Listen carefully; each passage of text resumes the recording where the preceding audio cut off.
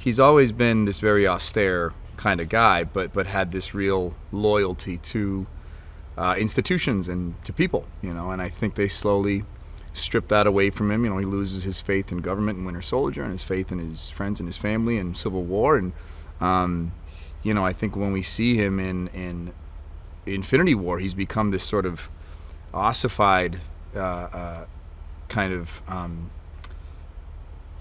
I don't even know what the right word is, but he's just turned his back on a lot of things, and I think with this movie they let him kind of return back to that kind of like sanguine, hopeful soldier leader.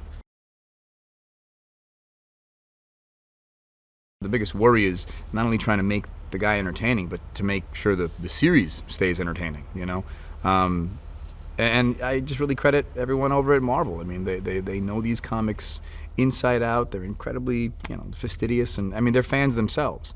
So they've done their homework, and they know what the fans want. They know when they're coloring outside the lines, and they somehow manage to stay loyal to the source material, but also give this guy enough challenges to keep him interesting enough to have audiences want him coming back.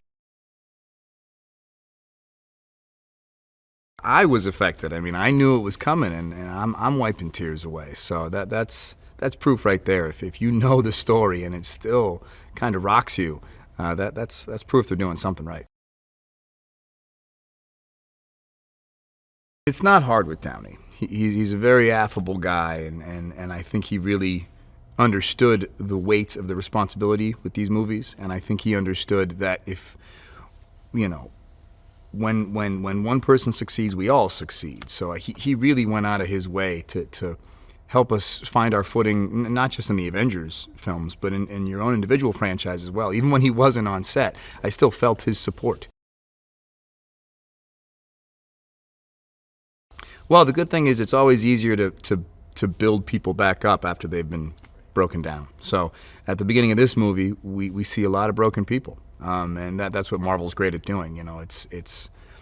They've truly leveled us, not just literally, but morally and emotionally.